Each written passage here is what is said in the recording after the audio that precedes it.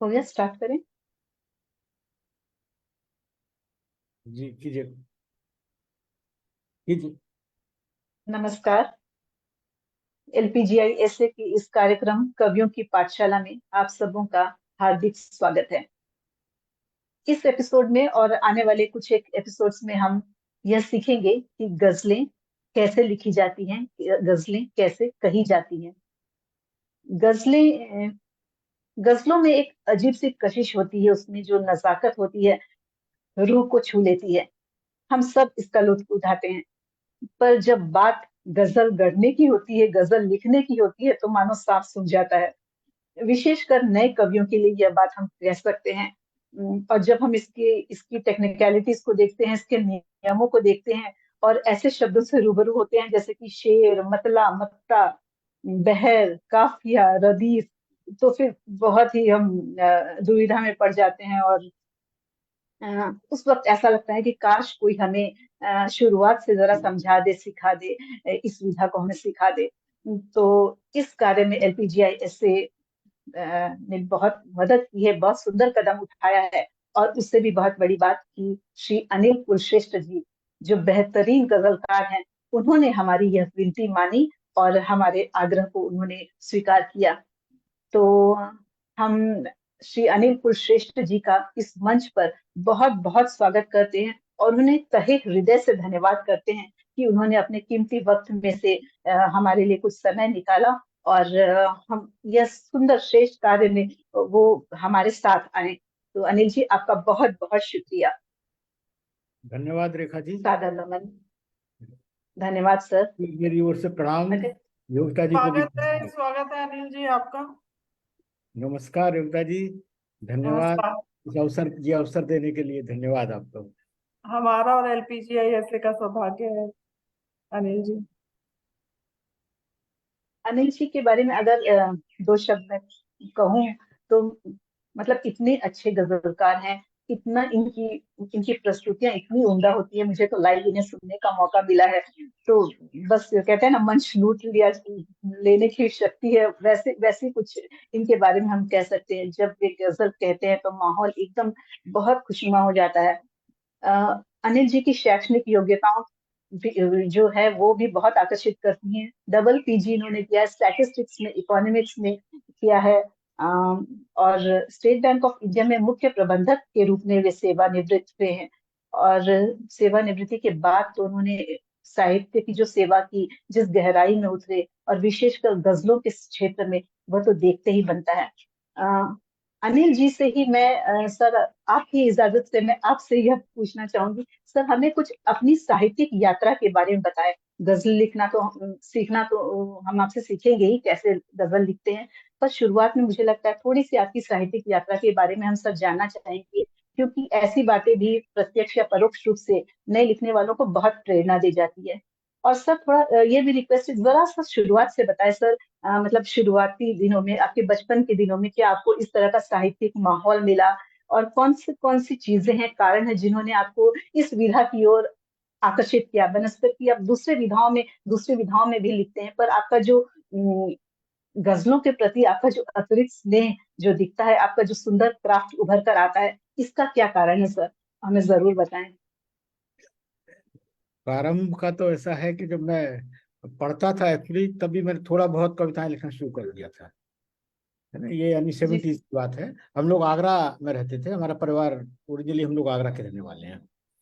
जी तो घर में तो खैर ऐसा बहुत ज्यादा वैसा माहौल था नहीं, लेकिन मुझे लगता है कि कभी बुजुर्गों में रहा होगा, ऐसा लगता है मुझे, जी क्योंकि मेरा छोटा भाई भी लिखता है, मेरा कजिन ब्रदर भी लिखता है। तो इसलिए मेरे को लगता है कि शायद रहा होगा, है ना, कहीं से आया होगा वो। जी जी लेकिन मैंने बचपन में ऐसा कुछ, मेरे पिताजी में कुछ नहीं था मतलब।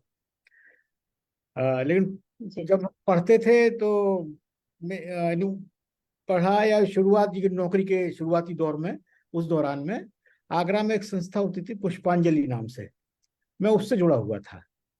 लेकिन उस वक्त पे गजल तो इतनी नहीं कहता था, और व्यंग टाइप के, मंचीय टाइप के कह लीजिए, थोड़ा सा पब्लिक को आकर्षित करने वाले चुटकुले टाइप ना पद्य के रूप में बांध दिया, उस तरह की चीजें होती थी वो।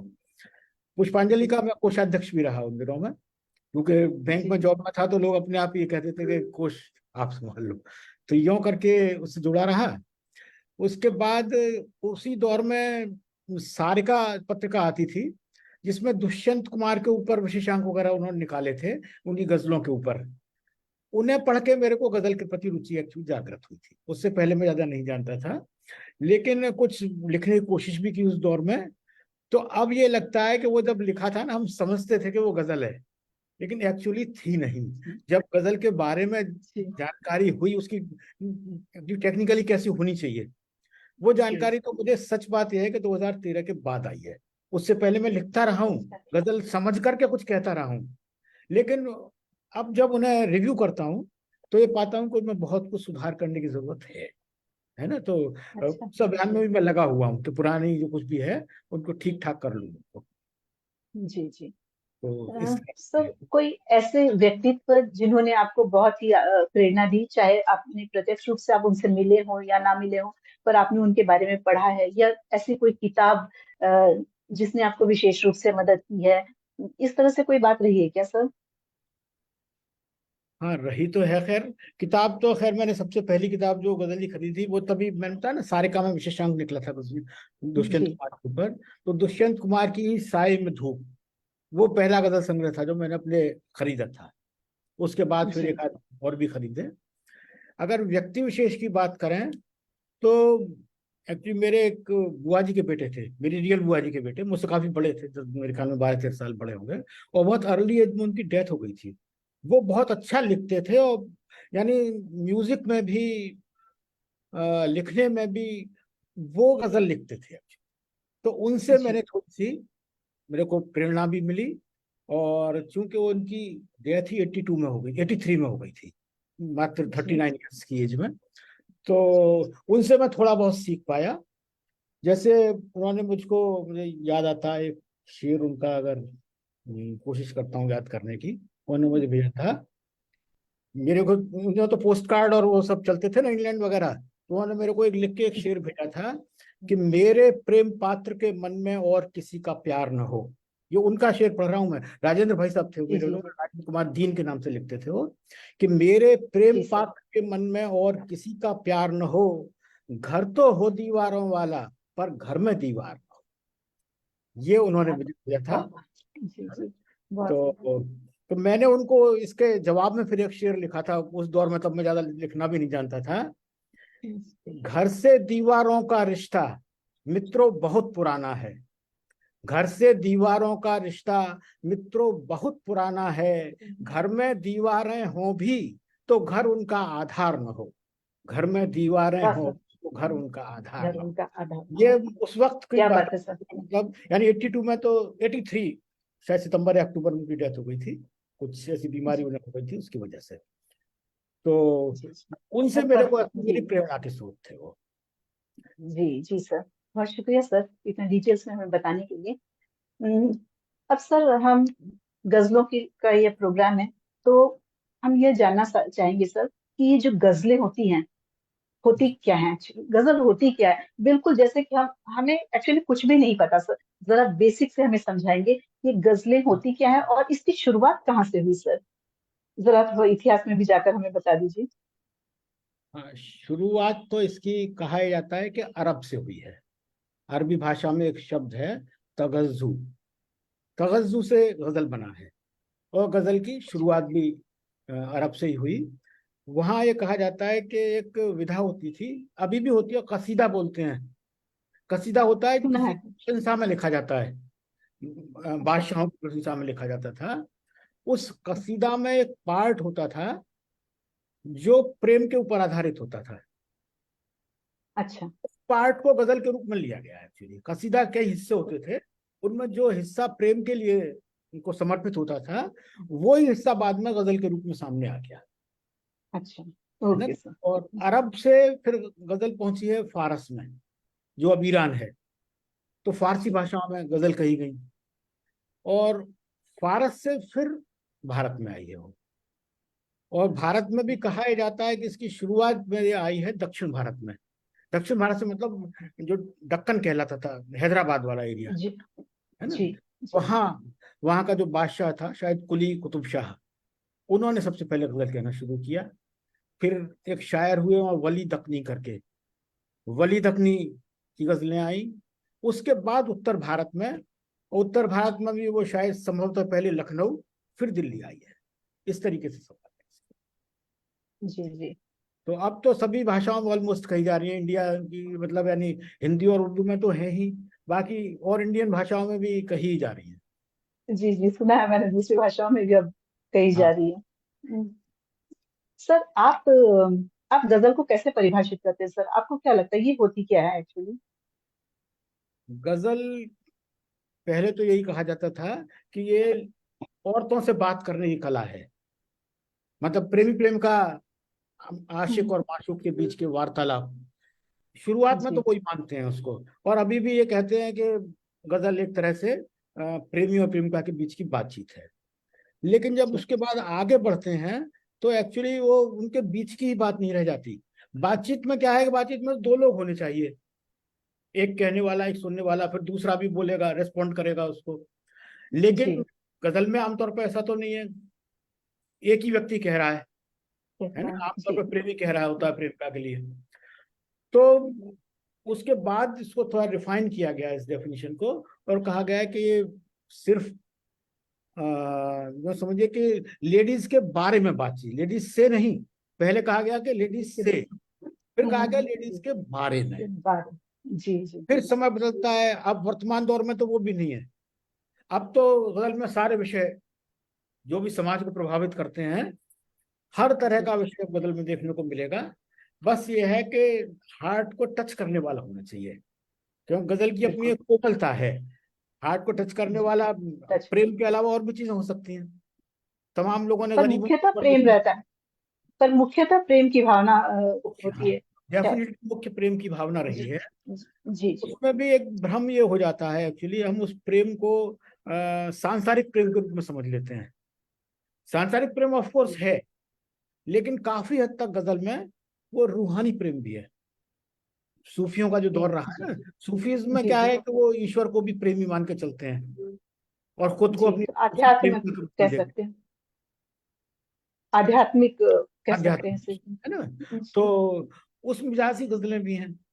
उसमें वो प्रेम जो है, बजाय सांसारिक होने के, हकीकी मोहब्बत जिसे बोलते हैं, है ना, ईश्वर के साथ, जी उसके जी। दर्शन होते हैं फिर उसमें। Okay sir. सर और और कुछ कहना चाहेंगे सर? हाँ, अब तो सभी कुछ आ रहा है ना, उसमें पॉलिटिक्स भी आ रही जी है ना। गरीबों को लेकर के तो बहुत कुछ कहा गया है, वंचितों को लेकर के बहुत कुछ कहा जा रहा है। तो अब तो जी आपको सब कुछ देखने को मिलेगा। जी जी। सर गजलों को हम कहना क्यों कहते हैं? गजल कोई कहता क्यों है? इसकी कुछ खास वजह है क्या? क्या हाँ, गजल कही है ये है इस तरह से एक्चुअली लोग कहते हैं? कि मतलब वैसे तो लिखी तो जाएगी ही प्रैक्टिकली। प्रैक्टिकली तो ये है कि चाहे आप डायरी में लिखें, चाहे आप अपने लैपटॉप पर लिखें, मोबाइल पर लिखें, बिना लिखे तो काम चलेगा नहीं। लेकिन कहना इसलिए प्रयोग होता है कि गजल में हम, अभी जो वजन वाली बात करेंगे आगे, वजन गिराने की सुविधा होती है। मतलब जो, अभी जब वजन पे आएंगे तब वो चीज स्पष्ट कर पाऊंगा जी मैं। उच्चारण जो है, किसी जी विशेष चीज का उच्चारण किस तरीके से हम कर रहे हैं, एक विशेष अक्षर को हम किस तरह से उच्चारित कर रहे हैं, छोटे रूप में या बड़े रूप में। जैसे एक उदाहरण मैं वैसे देता हूं आपको। कोई शब्द है, कोई, जी ठीक है ना। अब जी कोई को लिखा तो कोई ही जाएगा, जब गजल प्रिंट होगी या लिखी जाएगी तो कोई ही जी लिखा जाएगा। लेकिन जी जब गजल पढ़ी जाएगी या कही जाएगी, सुनाई जाएगी, तो जी कोई का उच्चारण जरूरी नहीं है कि शायर कोई ही करे। यानी को भी उतना ही वक्त दे और ई को भी उतना ही वक्त दे। हो सकता है कि वो उसको कोई कर दे, कोई को एकदम अच्छा। दबा जाए, ई को पूरा उच्चारण करे, है ना। ओके। हो जी सकता जी है कोई कर दे, कोई, दोनों ही छोटे कर दे। अच्छा। तो लगता है कि कोई कर दे। हाँ हाँ। कोई का उदाहरण मैंने जी जी। इसलिए दिया कि कोई में दोनों अक्षर को और ई, बड़ी है दोनों पर में से किसी किसी भी को तरह भी आप कम या ज्यादा कर सकते हैं। बड़ा जी जी फ्लेक्सिबल जी है कुछ, ये शब्द बहुत फ्लेक्सिबल है, इसलिए मैंने इसका उदाहरण लिया है। ऐसे तमाम शब्द मिलेंगे, मिलेंगे या गजलों में अमूमन मिलेंगे। जी जी तो जी। गजल कहने के ऊपर निर्भर कर, उसका भाव जो जाएगा ना आगे, जो कन्वे होगा भाव, वो कहने के ढंग से कन्वे होगा, लिखने के ढंग से उतना नहीं हो पाएगा। बल्कि उल्टा कभी अच्छा। कभी ऐसा हो जाता है कि कोई गजल लिखी हुई है, पढ़ेंगे उसको सरसरी निगाह में तो ऐसा लगेगा कि ये क्या समझ में नहीं आ रही, कुछ मतलब ठीक से इसकी बहरी नहीं बन रही। बहर यानी लय, लय इसकी ओके ओके। बन रही, ऐसा महसूस होगा। जी ये महसूस होगा, जी। लेकिन शायर उसको पढ़ेगा ना तो बिल्कुल अभी लगेगा कि बिल्कुल लय में, या गाने वाला उसको लय में गा देगा, क्योंकि उससे अच्छा। मालूम है कहाँ वजन गिराना है, कहाँ छोटा करना है, कहाँ बड़ा करना है उसको, है ना। तो इसलिए वो कहता है, कहने से ही उसको उसका कहना था, पूरा अर्थ और सुंदरता। क्योंकि जी उसका जो जी। असली भाव है वो कहने के बाद ही भाव। सामने आता है। पढ़ने में जी जी। तो ऑलरेडी से अनुभव है, वो तो हर जगह समझ लेगा। ये अनुभव नहीं है, वो कभी कभी ये चकरा जाता है कि ये तो गजल मतलब बेबहर सी लग रही है। जी दूसरे जी। पारंपरिक रूप से एक बात और है, जिसको अब तो मैं समझता हूँ सुधार लिया जाना चाहिए, कि गजल जब कहीं प्रिंट आपको मिलेगी ना, उसमें कहीं पंक्चुएशन नहीं मिलेगा। कभी गौर किया होगा इस बात पे, ओके। तो कहीं कॉमा शोमा लगाते ही नहीं है, जबकि होना अच्छा चाहिए। मैं तो ये फील करता हूँ पर्सनली, होना चाहिए। अच्छा। कहाँ विराम देना है, तो पढ़ते वक्त क्या है या कहते वक्त उसमें कहाँ रुकना है, शायर वहां रुकता है ना, तभी तो जी भाव पर पाता है। अगर जी वो रुकेगा नहीं, सपाट से पढ़ता चला जाएगा, तो कन्वे हो गई नहीं भाव। बहुत सी बार जी ऐसा जी होगा बिल्कुल। कि पहली लाइन का जो कुछ आखिरी हिस्सा है वो दूसरी लाइन के साथ जुड़ना होता है, तो उससे पहले ही विराम देना पड़ता है ना। जी बिना कहे हुए गजल को प्रिंटेड फॉर्म से हर गजल को समझ पाना मुश्किल भी हो सकता है। मैं ये नहीं कह रहा हूँ हर गजल मुश्किल होगी, लेकिन मुश्किल हो सकता है। उसकी सर पंक्ति पंक्चुएशन मार्क्स से इजी हो जाएगा उसे पढ़ना होते नहीं है, मतलब पहनना। ये नहीं जाते पारंपरिक रूप से, पता नहीं, मैं खुद उसका रीजन नहीं समझ पा रहा। मेरे हिसाब से देने चाहिए। जी सर। जी। काफी कुछ स्पष्ट हो गया क्यों हम गजलों को कहते हैं। सर ये जो नज्म होती है, नज्मों से जो हमारी गजलें हैं किस तरह से भिन्न है, इस पर जरा सा प्रकाश डालेंगे सर। हाँ, नज्म से गजल आमतौर पर भिन्न ही होती है। एक सी भी हो सकती है कभी कभी कुछ दशाओं में, लेकिन भिन्न इसलिए होती है कि नज्म जो होती है वो आमतौर पर एक ही विषय के ऊपर कही जाती है। पूरी नज्म एक विषय को समर्पित होती है, आमतौर पर ऐसा होता है। जबकि गजल में ऐसा नहीं होता। गजल में मतलब यूँ समझ लीजिए आप, आज ही इत्तेफाक से मैं को देख रहा था। हाँ, या यूँ अपना उदाहरण दूं। वैसे मैं आज जावेद अख्तर का एक वीडियो छोटा सा सामने आ गया था, किसी ने पोस्ट किया था, और बहुत अच्छा लगा वो मेरे को वीडियो। उनका ही उदाहरण दे देता हूँ। उन्होंने उसमें समझाया है कि एक बिस्कुट का डिब्बा आता है। बिस्कुट के डिब्बे को जब आप खोलते हैं तो मालूम पड़ता है उसके अंदर एक बिस्किट ग्लूकोज का है, दूसरा क्रीम वाला रखा हुआ है, तीसरा चॉकलेट वाला रखा हुआ है। इस तरीके से कंपोजिशन उसका हो सकता है। जैसे अब दिवाली आ रही है, लोग मिठाई के डिब्बे एक दूसरे को देते हैं, मिक्स्ड मिठाई वाले डिब्बे भी होते हैं। उसी डिब्बे में बर्फी भी है, उसी डिब्बे में काजू कतली भी है, उसी में लड्डू भी है, उसी में गुलाब जामुन का पीस भी है। तो इस गजल इस तरीके से है, मतलब नज्म तो होगी तो अगर गुलाब जामुन है तो पूरी गुलाब जामुन ही होगी वो, है जी ना। जी। अच्छा। अ, जी जी जी। गजल में हो सकता है कि एक जो शेर है वो मालूम पड़े कि वो लड्डू का स्वाद दे रहा है, लेकिन दूसरा शेर इमरती का स्वाद दे रहा है। इवन नमकीन का भी स्वाद दे सकता है, यानी, जी है ना। आशय ये है कि पहला शेर हो सकता है कि प्रेम के ऊपर हो, तो हो सकता है दूसरा किसी राजनीति के ऊपर आ जाए, तीसरा और किसी विडंबना के ऊपर आ जाए, किसी और मनोवृत्ति के ऊपर आ जाए, है ना। जी। तो ये फर्क है एक्चुअली बेसिक। तो सर ये आवश्यक है कि हम उसको भिन्न भिन्न विषय पर रखें तभी वो गजल होगी, अन्यथा फिर वो नज्म में चली जाएगी। गजलों के हर शेर का में अलग अलग विषय होने चाहिए सर, ये जरूरी है। अवश्य नहीं है। आमतौर पे ऐसा होता है, आमतौर पे, यानी मैं तो समझता हूँ मोर देन 90% अलग ओके अलग विषय जी होते हैं। अ, जी। लेकिन ऐसा भी संभव है कि एक ही विषय को लेकर के पूरी गजल कही जाए। उसके लिए फिर एक पर्टिकुलर शब्द है, मुसलसल गजल। मुसलसल गजल वो कहलाती है मुसलसल जिसमें एक जी। केंद्रीय भाव होता है और सारे के सारे शेर वो उसी भाव के ऊपर आधारित, वो मुसलसल गजल अच्छा कहलाती है। अदरवाइज नॉर्मल जब गजल होगी तो नॉर्मल गजल में अलग अलग अलग ही आपको देखने को मिलेंगे। अच्छा, दूसरी एक बात और भी हो सकती है। एक तो मुसलसल गजल मैंने एक जनरल शब्द कह दिया, दूसरे कुछ स्पेसिफिक शब्द भी हैं। जैसे आपको ऐसी गजलें मिलेंगी जिन्हें कहना चाहिए एक तो कसीदा मैंने बोला ही था जो उनकी स्तुति में लिखा है था बादशाहों की में। जी जी उसके जी अलावा जी मरसिया होता है।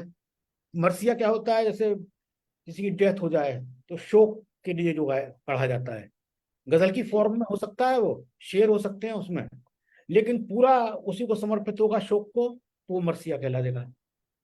अच्छा पूरे गजल अगर मोहम्मद साहब को लिखी जाएगी, मोहम्मद साहब इसलिए कह रहा हूँ क्योंकि वो आमतौर पर उसी मजहब से आई है हमारे पास।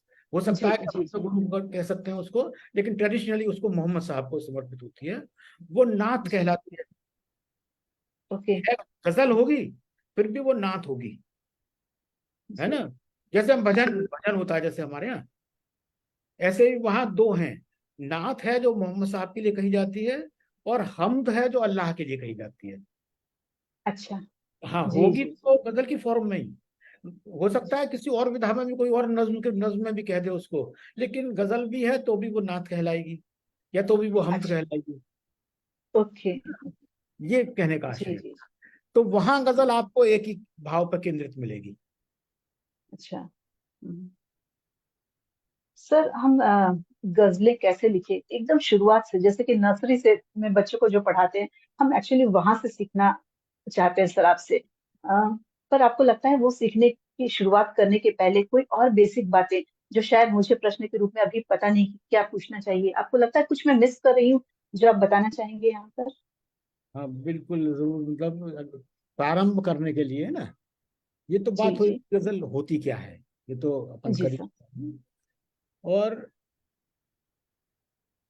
आ, गजल का स्ट्रक्चर समझ लीजिए पहले, जी है सर। ना। गजल में क्या है, शेर होते हैं, हम सबको मालूम है। अब प्रश्न होगा कि शेर क्या होता है, ये भी तो प्रश्न आया ना, शेर क्या होता है। तो मैं पहले ये कह दूंगा शेर क्या होता है, जरा पानी पी लूं। जी सर। जी, ये कंफ्यूजन तो बहुत ज्यादा है शेर बिल्कुल ये वाला।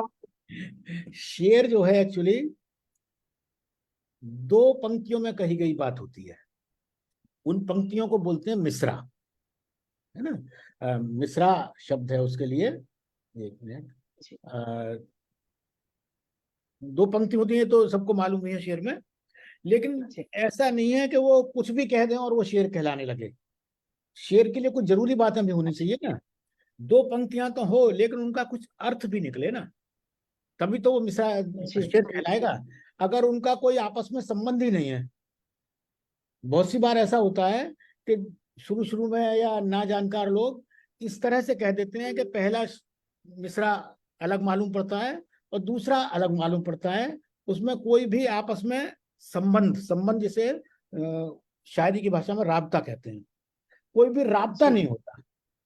अगर वो राबता नहीं है तो बेकार है, फिर बेकार बगैर राबते के अपन उसको शेर कहेंगे ही नहीं। दो पंक्तियां भर हैं वो, लेकिन ऐसा नहीं है। मैंने उसके लिए जैसे ये मैंने एक उदाहरण वो करके रखा था। एक शेर मैंने अपने ही लिया था, वो यूं कह दीजिए, जी मान सर। लीजिए, अब तो लग जाओ गले छोड़ के झूठी रस्में, अब तो लग जाओ गले छोड़ के झूठी रस्में, तेरी चिट्ठी भी किताबों में छिपा रखी है। अपने आप में एक एक वाक्य पूरा जी है, जी लेकिन आपस में कोई संबंध नहीं जी। है। ये शेर नहीं हुआ है। भले ही अच्छा जी दोनों का मीटर एक ही है, वजन एक ही है, लेकिन इसको शेर नहीं हाँ कहेंगे। क्यों? आपस में कोई संबंध ही नहीं है। अब इसी को मैं बदल रहा हूँ, मेरी पंक्तियां हैं लेकिन मैंने जानबूझ के उसको गलत तरीके से पेश किया था। अब तो लग जाओ गले छोड़ के झूठी रस्में, क्यों भला बीच में दीवार उठा रखी है। अच्छा अब दोनों में जी, संबंध हो गया ना, ये संबंध हो गया, जी जी। ये शेर हो गया, है ना। पहले वाले को भले ही एक ही वजन है उसका, एक ही बहर है, लेकिन फिर भी वो शेर नहीं कहेंगे। तो प्रारंभ जी, में ये गलती हो जाती है शायरों से कि हम सोचते ये हैं कि ये वजन ही तो मिलाना है, कुछ भी शब्द जी, उसमें रख दो, लेकिन एक्चुअली ऐसा होता है। और कनेक्शन होना जरूरी है तभी। खास बात होनी चाहिए, कोई विशेष ख्याल उसमें होना चाहिए, ख्याल हो, विचार हो, भावना हो, है ना। अच्छा जी कोई भी ऐसा कुछ होना चाहिए। जी। और शेर की जो जरूरी चीज होती है वो होती है, मैं उदाहरण ही देता हूँ, किसी गजल से लेता हूँ। देखिए,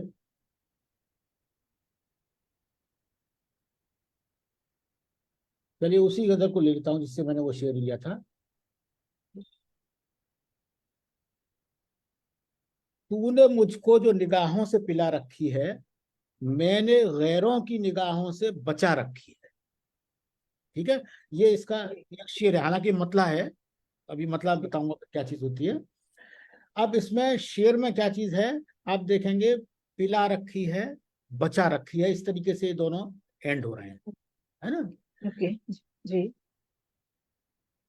ठीक है ना, ये गजल का पहला शेर है ये। हाँ जी जी जी, समझ में आया। तो इसमें पिला और बचा, अच्छा, ये इन जी। दोनों को हम कहते हैं काफिया, जिससे ओके, तुक काफिया कहते हैं, मिलती है, ओके। तुकांत, हिंदी में इसको तुकांत शब्द दिया गया है, इससे तुक जी होती है। और इसके बाद रखी है, ये दोनों पंक्तियों में आया, दोनों मिसरों में आया, जी क्या रखी है जी और बचा रखी है। जी। जो कॉमन शब्द है ये, इसे बोलते हैं रदीफ। तो अच्छा शेर में जी, रही है, रही, ओके, जी रदीफ जी। भी होगा, काफिया भी होगा, दो मिसरे होंगे, जी, ठीक है ना। और दोनों मिसरों में आपस में एक अंतर संबंध होगा। अगर संबंध भी अंतर होगा, संबंध जी नहीं जी है, यानी दो मिसरों में वो बात पूरी हो जानी चाहिए, जी जी जी ठीक है ना। न तो जी उसको अपने पिछले शेर से कोई संबंध रहे ना अगले वाले शेर से कोई संबंध रहे, आमतौर पर। कभी कभी ऐसा हो जाता है कि दो शेर आपस में गुथे हुए होते हैं, है ना, जी। ऐसा पर रेयरली हो। बेसिकली अपने आप में पूर्ण होनी चाहिए उनको, अपने हाँ, आप में हर कंप्लीट शेर होना जो है चाहिए। वो अपने आप में पूर्ण होना चाहिए। जी वो जी विचार एक, जो विचार एक शेर में कहा गया, वो उसमें बात कंप्लीट हो जाए। जी सर। तो जी ये चीज रही शेर के बारे में। शेर के आवश्यक अंग हो गए दो मिसरे, जी और दो मिसरों में, अब अच्छा, अब एक चीज और है, केवल अकेला एक शेर आपके सामने आ जाए, जी तब मैं जंगल वाले शेर की बात नहीं कर रहा, गजल वाला एक शेर आपके जी जी सामने आ जाए, जी। तो उसमें आपको ये बताना मुश्किल है कि इसमें काफिया क्या है। होता है अगर गजल का हिस्सा है तो काफिया होगा ही होगा। अब किसी ने एक ही शेर फुटकर में कह दिया हो, है ना, तब तो जरूरी नहीं है काफिया होगा, क्यों, काफिया तो बनेगा ही तब जब वो गजल का हिस्सा बनेगा। तो जी, काफिया जो तय होता है ना, वो कभी बीच के किसी शेर से नहीं होता, काफिया तय होता है गजल के पहले शेर से, मतले से, शुरू से लास्ट तक में होना ही चाहिए। लास्ट तक जी पालन होता है उसका, लेकिन तय जो होता है वो मतले से हो जाता है। जी और जैसे मैंने इसमें बताया ना, तूने मुझको जो निगाहों से पिला रखी है, मैंने गैरों की निगाहों से बचा रखी है, तो पिला और बचा में आ की मात्रा कॉमन है, जी, ठीक है ना।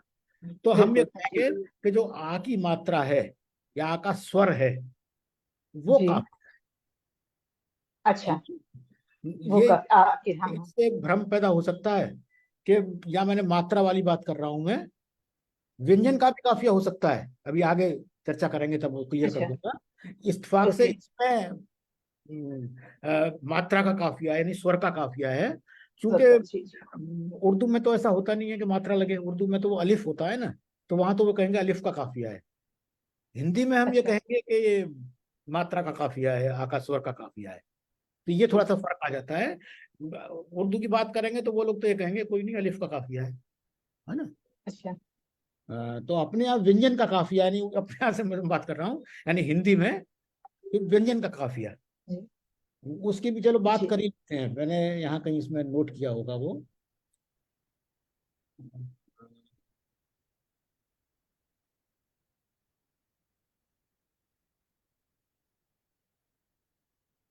हाँ, जैसे ये भी एक मेरा ही शेर है, चलो।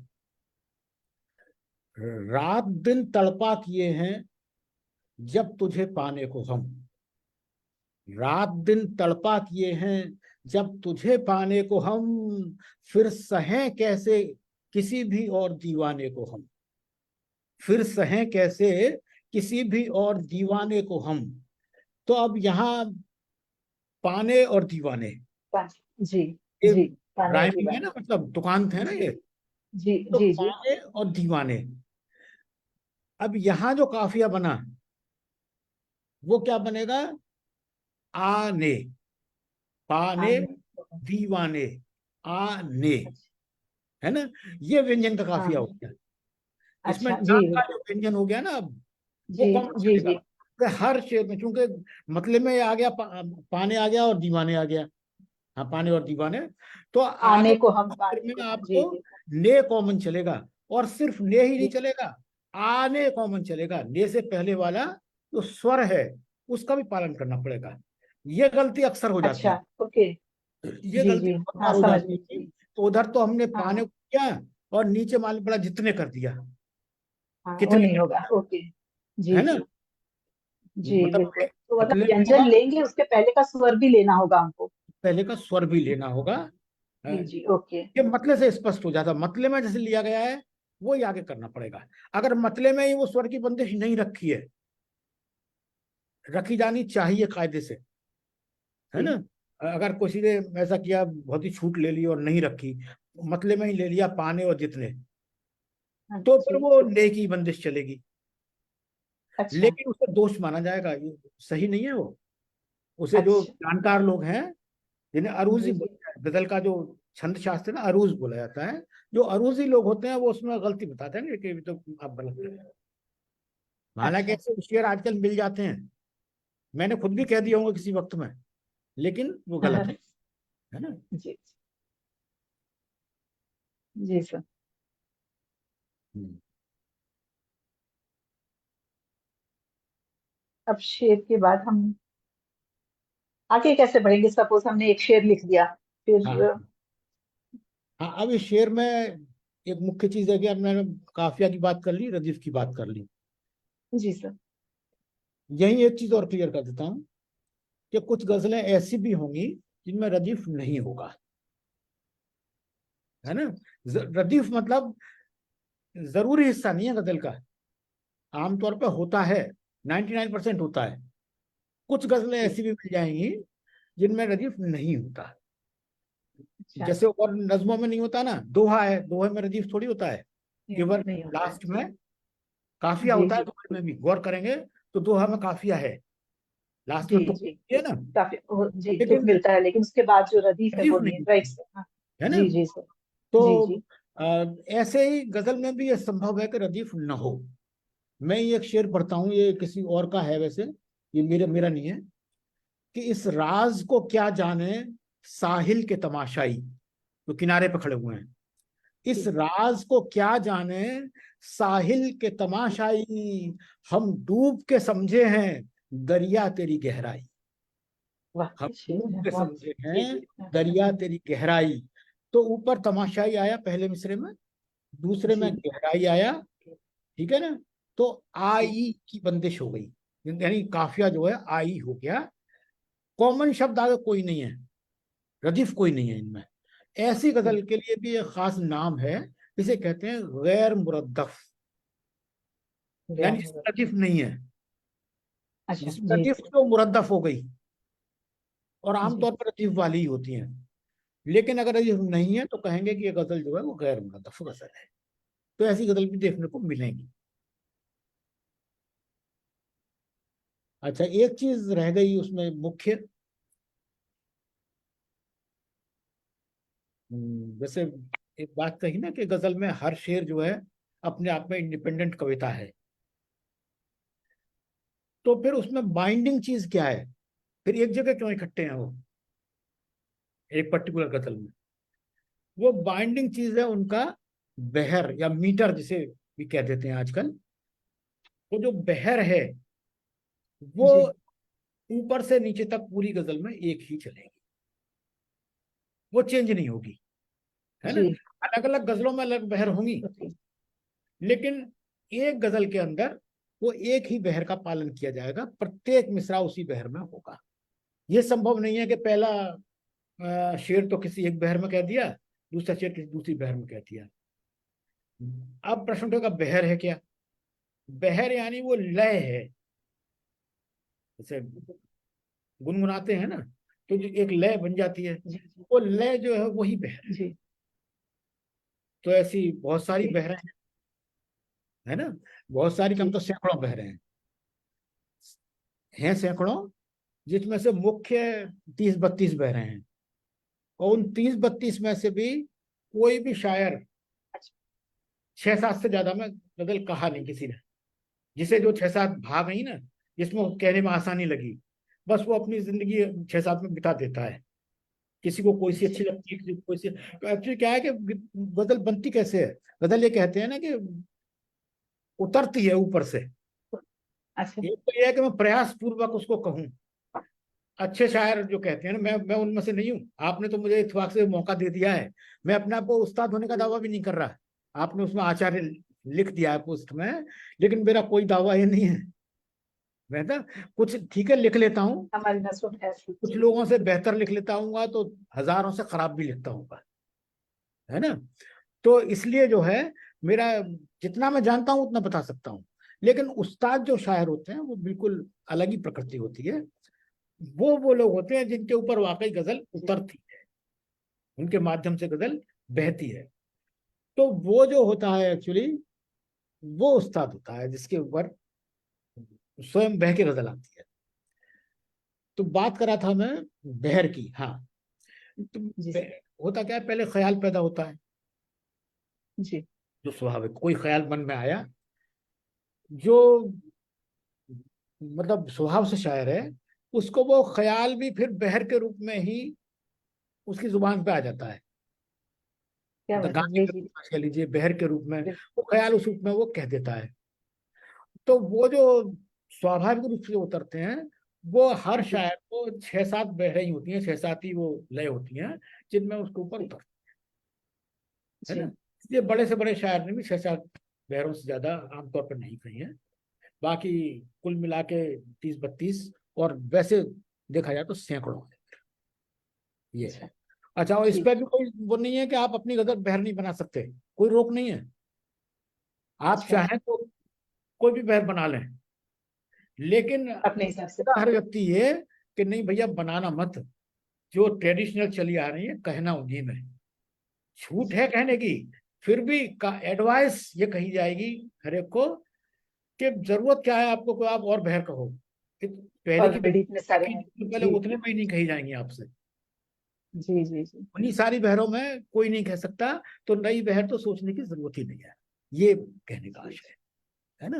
बाकी जी। बंदिश कोई नहीं है, अगर कोई बना सकता है, इतना काबिल है तो बनाए, है सर ना। इन बहरों को हम सीख कैसे सकते हैं?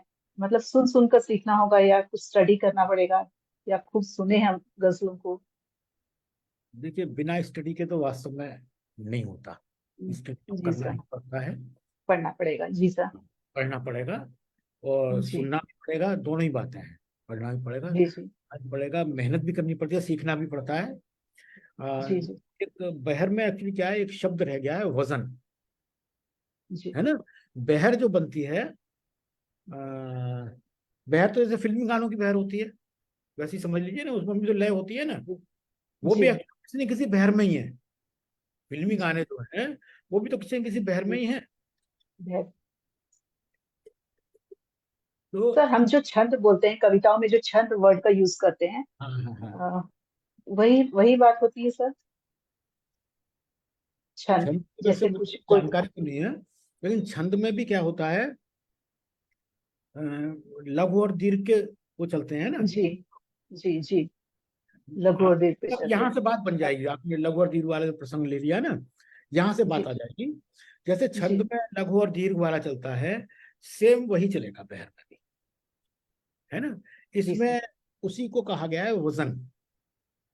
वजन भी मैंने, वैसे मैं गलत शब्द बोल रहा हूँ, वजन है शब्द, जा अच्छा आधा, लेकिन हम लोगों की अच्छा। जुबान पे वो वजन हो गया है वजन वजन।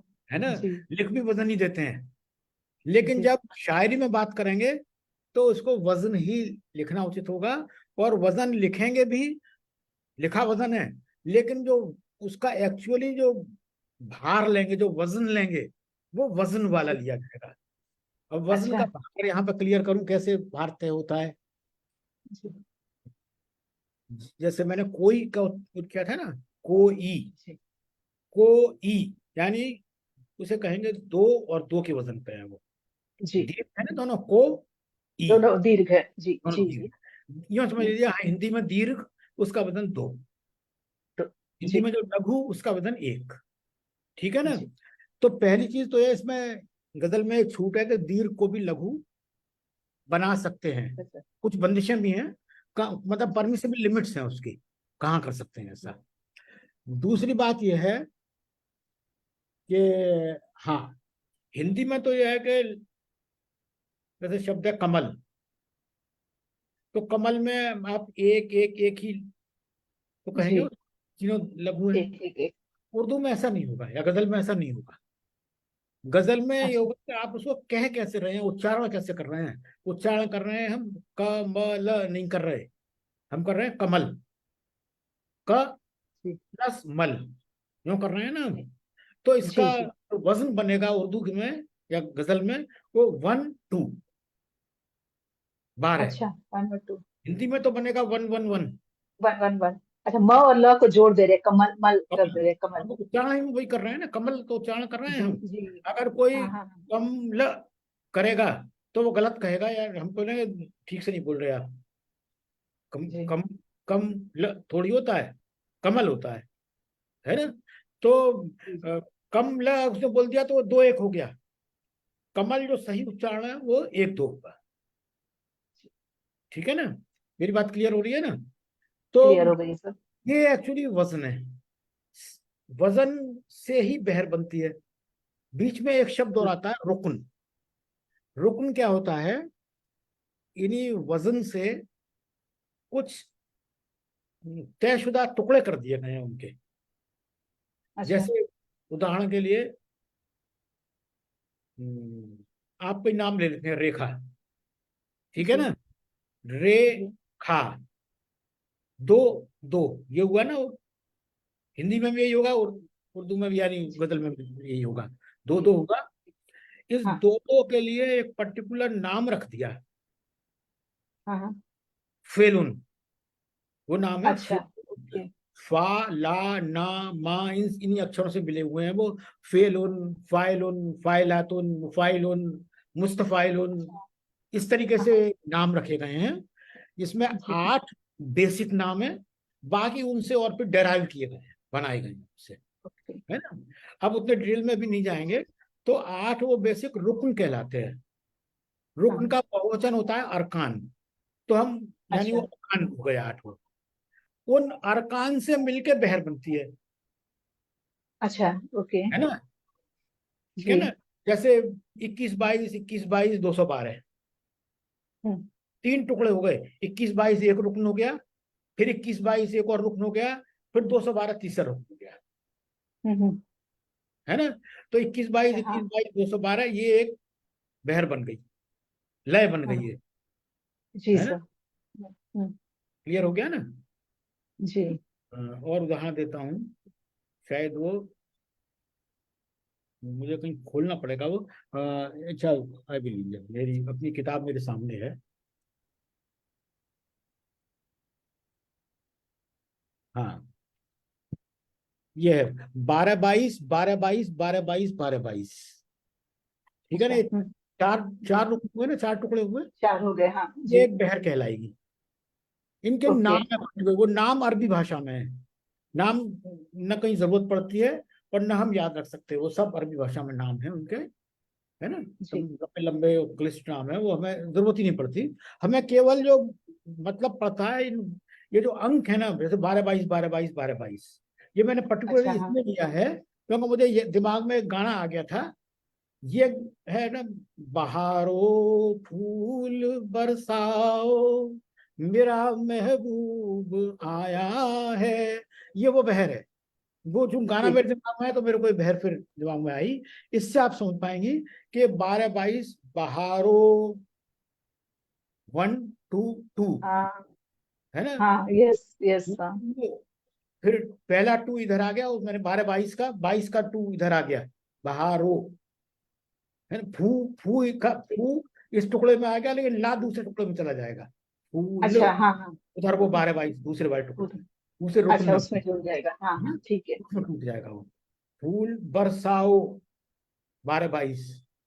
जी। अब वहां मेरा महबूब आया है, वहां मेरा कायदे से 22 होना चाहिए मेरा, लेकिन वो जी। 12 की जगह मेरा महबूब आया है। अच्छा। बहारो फूल बरसाओ मेरा, वह माँ को वजन गिरा दिया वो, गिरा दिया। है ना। तभी तो उसमें जी। पैर में फिट होगा वो, वरना फिट ही नहीं होगा वो। तो ये चलिए, इत्तेफाक से वजन गिराने वाली बात भी थोड़ा सा आ गया उसका वो। मैं मतलब बहारो फूल जी। बरसाओ मेरा महबूब आया है, तो वह मेरा में मेरा ना करके वो मेरा हो गया, जी। है ना। इस जी। तरह की बातें हो जाती हैं। इन पैरों के अपने नाम हैं, लेकिन उस नाम के उसमें जाने की जरूरत नहीं है, वो सब अरबी भाषा में है, जी। तो जी। याद रखे नहीं जा सकते। जी। तो बहुत बहुत धन्यवाद अनिल जी। आपने काफी डिटेल्स में बताया, और मुझे लगता है ये जो आपने हमें समझाया है, इसका हम पुनः यही वीडियो देखकर फिर से स्टडी करेंगे, बार बार पढ़ेंगे और सीखेंगे अच्छी तरह से। और जो देखने वाले हैं वो भी हाँ, उसका बहुत अभ्यास करेंगे, और मुझे लगता है कि बहुत सबों को बहुत इससे लाभ होगा। और जितने भी हमारे कंफ्यूजन थे और या डर था कि कैसे हम सीखे, कैसे शुरुआत करें, वो एटलीस्ट एक स्टेप तो हमने ले लिया। तो अनिल जी, कैसे आपका शुक्रिया कहें, तहे हृदय से आपका बहुत बहुत आभार सर। हम्म, अगले क्लास में हम फिर आपसे जुड़ेंगे और आपसे आगे भी सीखेंगे, और मीन टाइम इन सारी चीजों की हम बहुत बहुत प्रैक्टिस करेंगे। ठीक है, उसमें अपन और वजन पे और योगिता जी। डिटेल बात करेंगे, है ना, अगली जी। Class okay. में।